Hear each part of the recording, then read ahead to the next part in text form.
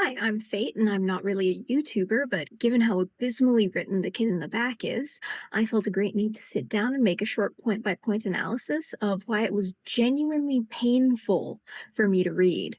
Now, let me preface that I like otome games and dating sims. Personally, I'm an Amnesia Memories trooper, but I've also played and enjoyed other indie and otome games known for their yandere routes. So my issue with this game isn't a moral one or based in any of the actual content of the game.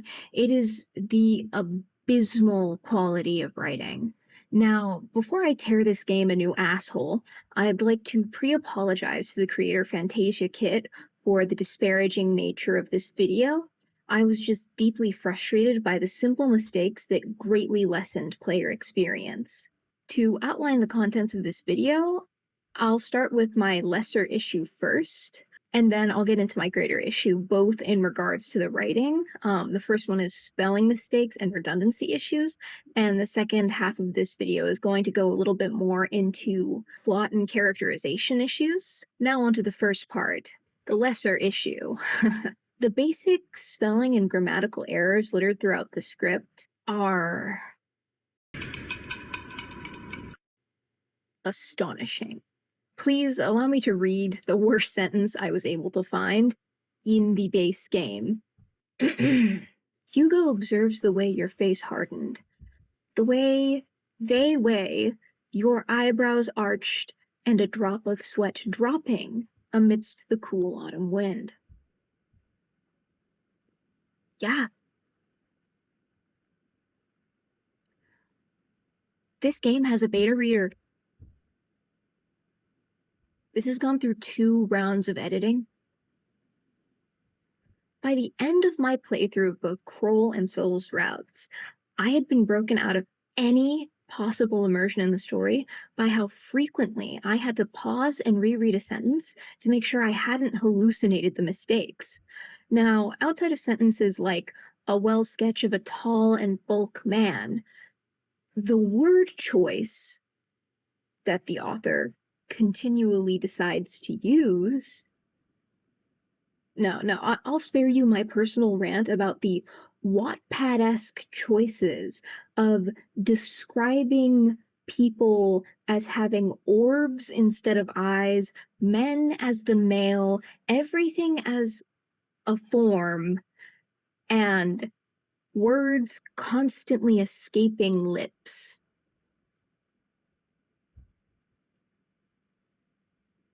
I thought I'd never have to read sentences like that after I went to AO3. Now onto the largest issue that I have with this game that made me genuinely wonder why I've never seen a single soul dogging on this game's writing. Because I've seen plenty of people on TikTok having issues with Soul and the orange juice scene, which both have plenty of content warnings, but never the writing. Let's start with the continuity issues and odd characterization and descriptions that this author has a tendency to use. The Kid at the Back is set in university, and yet the characters are described to be wearing uniforms, even though I think only Brittany and Jess's sprites reflect this. I mean, all of the guys are wearing similar pants, but I just kind of assumed it's a stylistic choice because the top half never matches each other. There's also a principal referenced during a school fight in this university setting, which I would like to note, most universities don't have uniforms, and no universities have principals. Sure, they have deans, they have heads of department, but they don't have principals. And don't even get me started on the fact that there are bullying subplots in the game where we're in a university. And I'm not talking about, rumor spreading or malicious gossip. I'm talking Camp Rock, Austin and Alley, Disney Channel ass scenario bullying happening in this game. Now, I don't know if it's just me and my friends who are all of university age and are currently attending university. I've never once seen anybody go into a cafeteria and say, and then flip somebody's tray in their face. But you know what? I don't really mind cliche high school movie shenaniganery. I don't dislike cliche high school movies or tropes being used in other pieces of media. I'm just confused because of the utter unseriousness of these situations placed next to later serious character writing that makes those decisions seem jarring and out of place. Because why am I having a food fight at school on day one, and then the next lunch period on day two, the main character is having a serious conversation about the hierarchy at school, which also happens directly after this. Hugo gives both of you a side eye. Your proclamation was enough for him to actually stop eating, shooting you both with a judgmental look as if saying, "Really? Right in front of my bento box?" And then we segue into a scene where they talk about class inequalities. We're referencing a meme and then class inequalities within minutes of each other. I'm gonna let us sit with this. Let's sit with this.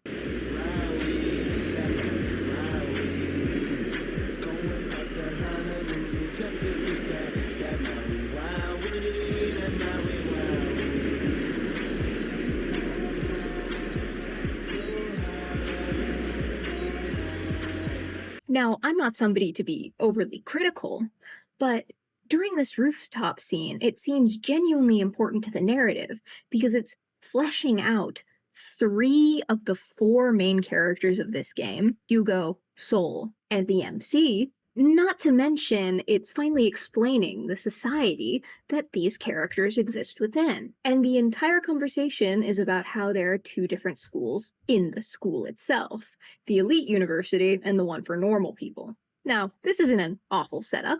Is it a little uninspired? Yeah, but there are plenty of works with very basic settings, like Freerun Beyond Journey's End, that really bring out the best in their premise.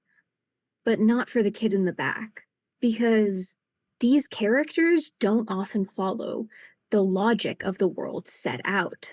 Now, allow me to read some dialogue here that really had me going. How come I have never heard of the hierarchy before? Whoever is the most powerful has a better chance in living a good life here. The MC later, after being told about all of this, says they sound like nothing but bullies. How come someone didn't step up to complain? Now, this line particularly had me going when I read it, because, to explain, the main character is a child of a poor farmer.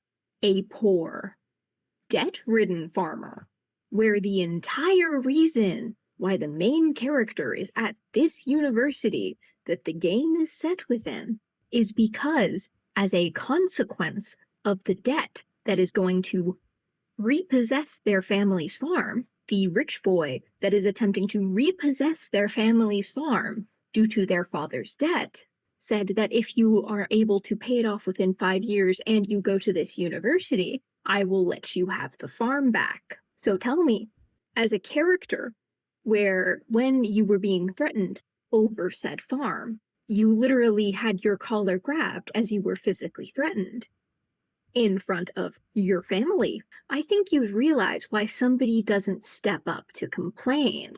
Because even though the evil rich bastard who was taking your farm wasn't morally or ethically in the right for doing that, he was legally in the right, and he had too much money and power for your main character to do anything to him whatsoever. And yet, you still question why someone didn't step up to complain. Now, As to the existence of the upper class and how our main character has no idea of their existence, our main character, despite being largely friendless, still eventually became friends with Crow. And it's prefaced that Crow has been their friend for at least a few months. Maybe Crow could have told them and they had some prior knowledge of it, because I feel that somebody who is in enough debt to have their family's farm repossessed, who was literally told by the guy who's collecting their debt, hey, maybe you should whore yourself out, legally or illegally, to get enough money to get your farm back, that you might have a little bit more presence in regards to, how am I going to pay this thing off? And how you'd probably ask Crow, the one and only friend you have in the world, that, hey, man, is there like any way to make a lot of money? After it's specifically told to you by Hugo on the first day of you meeting, not even first, second day of you meeting, depending on the route you play, that this higher class exists and you can be like super rich if you get into it. Nothing at all. And not to mention the fact that later on in the game, a teacher does reference the higher class. Like, this is not a closed secret. This is an open secret. The higher class is referenced by teachers. Like, they're not telling people about it. So how is it that we are utterly unaware of this? Now, if we move off of this issue with the characterization in Soul's route, my other issue is that with this class system and with this hierarchy system, the authors set up the fact that, like, you are destitute levels of poor outside of the fact that your university education is being paid off by this debtor. And I believe, at least from some dialogue, that the main character has to be working a few jobs. But why is it that this never impacts the actual choices of our main character? Because in both days, we never see that this main character has a job. In fact, this main character is able to just go out after school, make plans for a Halloween party, hang out after school or during school, to just go to the arcade. They're making plans without thinking about their later responsibilities, which just makes no sense for a character that should have or is supposedly has multiple jobs. That aside, and the fact that it doesn't impact your gameplay at all, let's move back to Crow's route, where if you decide to go with him on day 2 to class, you end up studying in the library together. And after the player picks up a book about the execution of Marie Antoinette, they decide to use her story as an allegory for bullying. I assume that this story is meant to foreshadow the future events of the game, but the issue is Marie Antoinette was a complex historical figure, and unless we're working off of Sofia Coppola's fictionalized interpretation of her, she most certainly wasn't a victim of the French class system. Misogyny, maybe yes, but now I know that through the statement posted on the official Twitter account during the itch.io NSFW ban, the kid in the back author wants to create an anti-bullying narrative, stating, sometimes I wonder if people think that my game is not just the funny, sweet moments with Soul, it's not just the old orange juice joke, it's not just the sweet things Crow said to the MC. My game wants to talk about the issue towards multiple factors. Bullying is one of them, as I was a victim to it throughout my entire life. How society would treat people who are less fortunate. I made this game because of my own experience and observations. How bullying and being ridiculed shaped me the way I am right now. How society treats me, how society treats my friends, and to those who are less fortunate and have nothing. How love is treated, how people are treated, how emotions are treated. It was never about the porn for me. That was never my intention. It was a mere add-on. But some people are scared to face the ugly truth about human beings. Now, this lovely statement aside, attempting to paint Marie Antoinette in a good light in a bullying allegory is a choice that inherently weakens the themes of the story the author is trying to tell, as the estate system she benefited from and never once protested against inherently reinforced the awful and unlivable conditions of the French working class, which was what caused the revolution that ultimately killed her. So at the end of the day, her death wasn't because the proletariat hated her as an individual. It was due to the larger class conflicts caused by those in political power. And because of what she represented as queen and tastemaker of the bourgeoisie, she needed to be killed by the revolution in order for them to truly communicate their message that the ruling class's reign was over. So, how that and bullying are interlaced? Yeah, very weak connection. But at the end of the day, none of this matters. I'm sat here in my room tearing apart an indie dating sim that's a passion project that somebody made for fun. So before I end this video, I'd like to highlight what I did enjoy about the game. I found the art direction to be quite appealing. The constant drench of green in the backgrounds, especially those associated with Seoul, was appreciated. I liked how most of the notable romance scenes between the male leads, Crow and Seoul, also had this detail. The night that you kiss Seoul having a very nice blue hue, and most of Soul's backgrounds being very, very green. I also think Soul's color palette is very well done, given that it's indicative of his true nature. Because you can see in his appearance, he dyes his own hair green, and he wears a green shirt, and that color is known for its calming effects and ties to nature. Similarly, the MC is the child of the farmer and seems to have some appreciation of greens and nature, so it's likely he's also wearing that to appeal to them. But his red eyes reveal the truth of his personality, the bright red that denotes his obsessive tendencies and internal passions. I also appreciate the comic book-esque halftones that are consistently used in the backgrounds as well. I would also like to note the dialogue box in the game having stitching and scratchy text are a nice horror-esque detail that aids the horror-like atmosphere of Kid in the Back. Not to mention, I would like to also compliment the art. It looks really nice. It's very clean. There are also multiple CGs that you can get throughout these 2 days. I'm not sure of the exact count, but it's quite a few, which is really impressive because they're only 2 days out so far. But the reason why I bring up the presentation of this game being so good is because that's what particularly made the writing stick out to me.